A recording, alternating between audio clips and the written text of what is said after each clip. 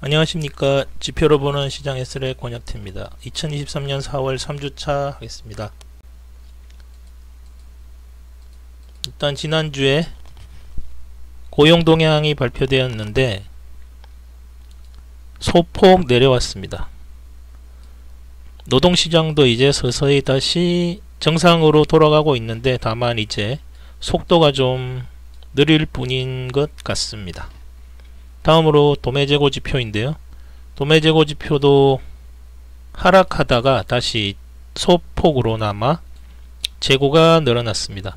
옛날 전통적인 방식의 경제 움직임이 아니다 보니까 기업들도 거의 리얼타임으로 재고를 관리하고 있는 상황이거든요. 요즘은 법인들 부도율도 그렇게 크게 늘어나고 있지는 않고요. 아직 재고가 이 정도이면 생산을 해서 소비가 안 되어서 물건이 안 팔려서 기업들이 부도나고 그럴 상황으로 지금 진행되고 있지는 않습니다. 그래서 침체도 아주 옅은 침체를 다들 바라보고 있는 이유가 다 이런 쪽이 아닐까 합니다. 다음으로 중소기업 낙관지수인데요. 지역은행들의 뱅크런이 아니라 폰런이라고 터치런이라고 그러던데 그런 쪽으로 급격한 자금이 나간 게 아니라 다른 쪽으로 들어간 거죠. 크게 대형은행들 쪽으로 어떤 부채라든지 뭐 부동산, 채권의 시가평가로 난 하락들 이런 것들 때문에 소문만 약간 퍼지면 그냥 바로 빼서 터치 한 방이면 돈을 뺄 수 있으니까 이렇게 해서 지금 대형은행들 쪽으로 자금이 되게 많이 몰려간 상태입니다. 네, 다음으로 미국 중산층의 소비를 딱 보여주는 레드북 소매 판매 지표인데 1.5%까지 내려갔습니다. 중산층도 다들 이제 소비를 줄이고 앞으로 경기 침체가 온다니까 다들 좀 조심하는 분위기로 가고 있습니다.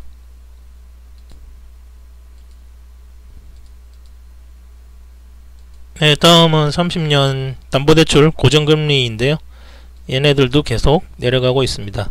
은행 사태 이후에 장기물 금리가 계속 내려가고 있으니까 계속 담보대출 금리 쪽도 내려가고 있습니다. 그리고 미국의 실질 소득은 지난달 대비로 또 마이너스 상황입니다.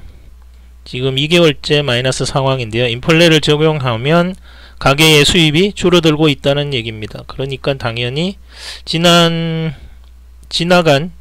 1, 2, 3, 4번의 지표를 봐도 다들 판매라든지 이쪽이 다 안 좋은 상황이 지금 다 여기에 기인하고 있는 거죠. 인플레이션을 감안하면 가계의 실질 소득은 줄어드는 상황입니다. 그런 상황에서 침체까지 온다니까 가계들도 기업들도 다들 조심하고 있는 거죠.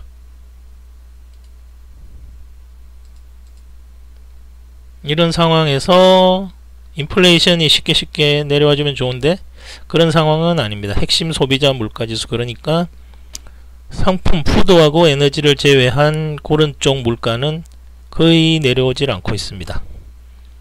0.3, 0.4 내려오다가 다시 올라가 있는 그런 상황입니다. 계속 등락을 거듭하면서 임금이라든지 서비스 분야의 이런 쪽 데이터들이 쉽게 개선되지는 않고 있습니다. 8번의 소비자 물가지수인데요. 연단위로 보면 계속 내려오고 있습니다. 발표된 지표들을 보면 에너지 가격 하락이 가장 큰 영향을 미친 것으로 되어 있고요. 부동산이라든지 임금 쪽도 노동 상황이 좀 많이 풀리면서 하락세에 진입한 것으로 판단됩니다. 그래서 다음 달부터는 좀 나아지지 않을까 하고 보고 있습니다.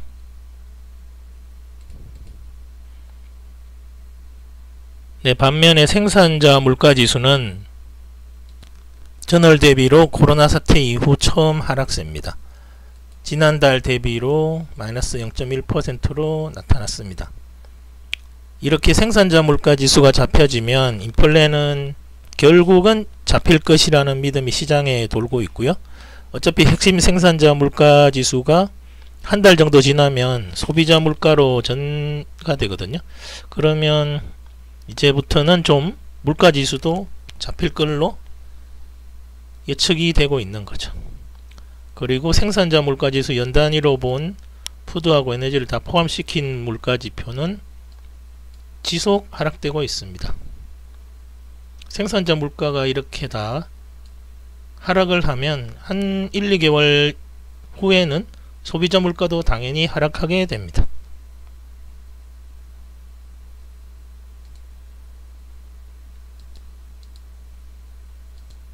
그리고 미국 전체의 소매 판매는 벌써 몇 달째 이렇게 다 하락하고 있습니다. 요 한 달을 빼면 지난 5개월간 계속 하락하고 있습니다. 금리 영향도 있고요. 다른 어떤 그런 소비자 물가 지표들도 영향도 있고, 그런 것들이 복합적으로 지금 소매 판매를 지속적으로 낮추게 하고 있습니다. 소비자 물가 지수라든가 이쪽 지표에서 말씀드린 것처럼 침체가 점점 오고 있고, 실질 소득은 그렇게 늘어나고 있지 않으니까 소매 판매를 중산층까지 다 줄이고 있는 상황이죠.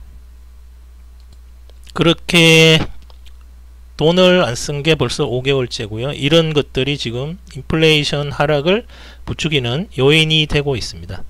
그렇지만 미시건 쪽 동부 지역의 제조업 구간에 있는 사람들의 기대 인플레이션은 줄지를 않고 있습니다. 임금이라든가 이런 것들이 서서히 아주 가고 있기 때문에 실제적으로 체감하고 있는 인플레이션 물가는 여전히 높다는 얘기가 되겠죠. 2.9, 2.8 거의 변함이 없습니다. 네, 다음으로 미국 2년물 채권 선물을 통해 보면요. 이런 침체가 오고 있는 와중에서도 연준은 계속 금리를 올리려고 하고 있습니다. 시장의 인플레이션 기대에 대해서 완전히 세기를 박아버리는 효과를 노리고 있는데, 그게 그렇게 쉽게 될 것으로 보지는 않고요. 4%를 넘어서 올라가 있는데, 오랫동안 지속이 되려면 시장도 결국은 따라 올라갈 수밖에 없지 않을까 싶습니다.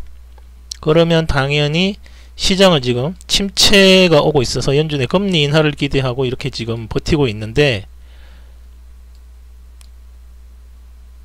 금리가 이렇게 올라가면 시장도 버티기는 힘들어지는 거죠. 그래서 지금부터는 좀 하락 쪽으로 예측이 되고 있습니다. 기술적 분석상으로도 거의 지수의 퍼라든지 기업들의 EPS나 당기순이익을 보면 현재 수준의 주가를 넘어서 올라가기는 기술적으로도 쉽지 않아 보입니다. 상품 인플레는 횡보로 돌아섰고요.